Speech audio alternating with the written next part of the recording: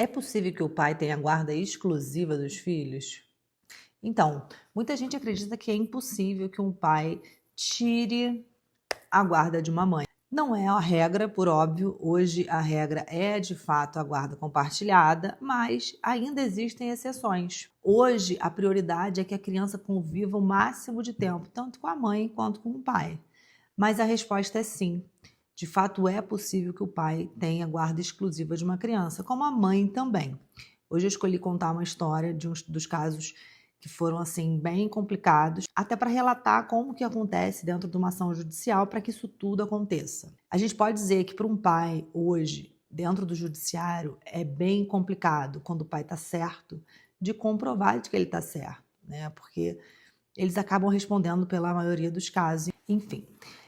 Então, a primeira coisa que eu digo é, de fato, o pai que está ali brigando pelos seus filhos, ele tem que ter muita paciência, ele tem que querer muito, porque o judiciário, ele de fato acaba desestimulando.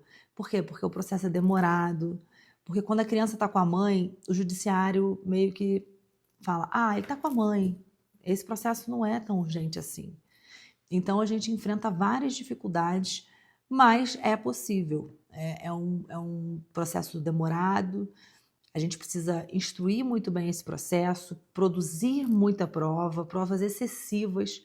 Tem coisas, situações que estão claras, né? Uma mãe que, por exemplo, nesse caso que eu vou contar, era uma mãe que não aceitou a separação. Esse pai tinha 2 filhos, constituiu outra família com uma outra mulher, teve um filho, mas desde quando ele se separou dela, ela começou a proibir as crianças de irem para casa.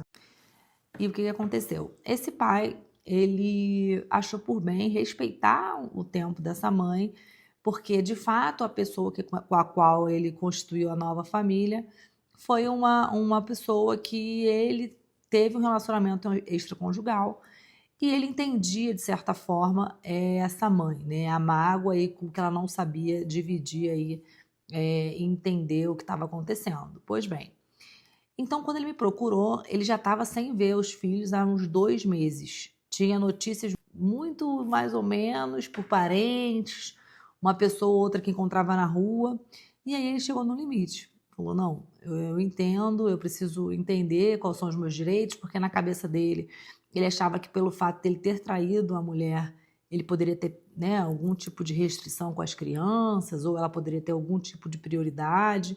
E aí foi quando eu comecei a explicar que, de fato, o direito de convivência, né, que a gente não fala mais de visitação, é da criança, não é do pai nem da mãe. O direito de conviver é da criança. Ela tem o direito de conviver tanto com o pai quanto com a mãe. E aí a gente fez o processo, eu expliquei para ele que aquilo ali era incabível, independente do que ele tivesse feito, não tinha caso de violência doméstica nem nada nesse sentido, e a gente ingressou com a ação com pedido liminar.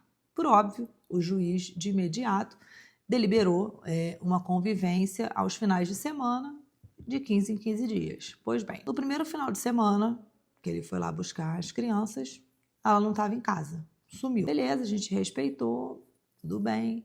No segundo final de semana, eu pedi para ele tentar de alguma forma conversar com parentes, que ele tinha algum contato com alguns parentes dele e tal, que não era o final de semana dela. A gente foi até o juízo e pedimos para que fosse alterado o final de semana, já que o final de semana que era dele, ela não estava em casa. Pois bem, conseguimos a decisão e o final de semana foi alterado em medida de urgência.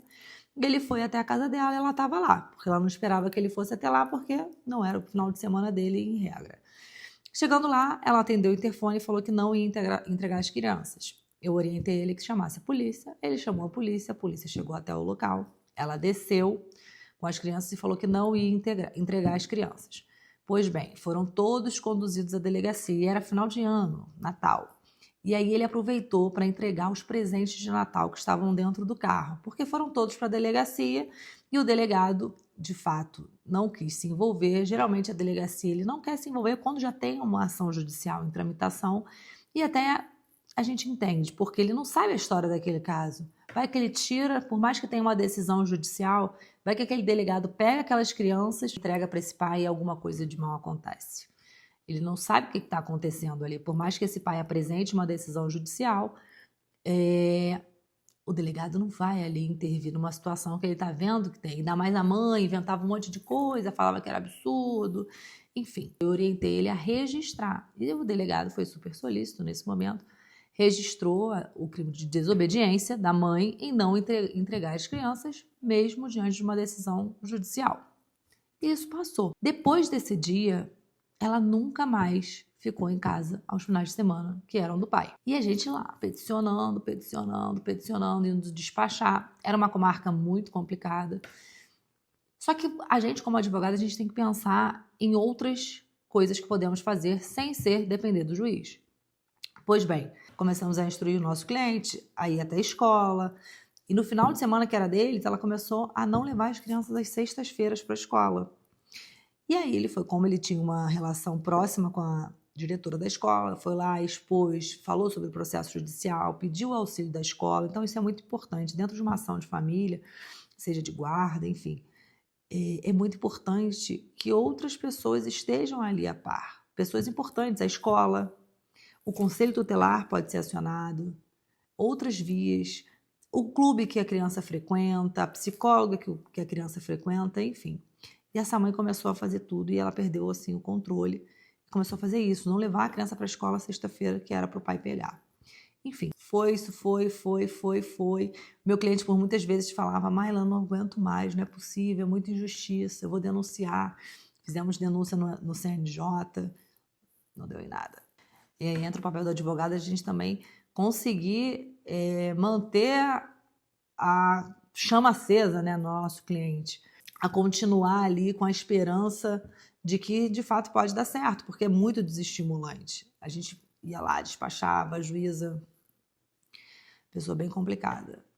Mas qual é a diferença? A gente informou tudo passo a passo do que estava acontecendo e a negligência começou a ser do juízo.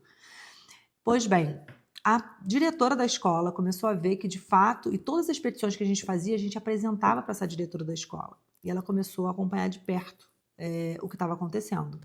Até que um belo dia, a diretora foi, isso já tinham se passado uns 8 meses, a própria diretora da escola foi e fez uma denúncia no Conselho Tutelar. O Conselho Tutelar, porque isso é muito sério, para quem não sabe, tirar ou impedir uma criança de estudar é muito sério, é uma coisa muito grave.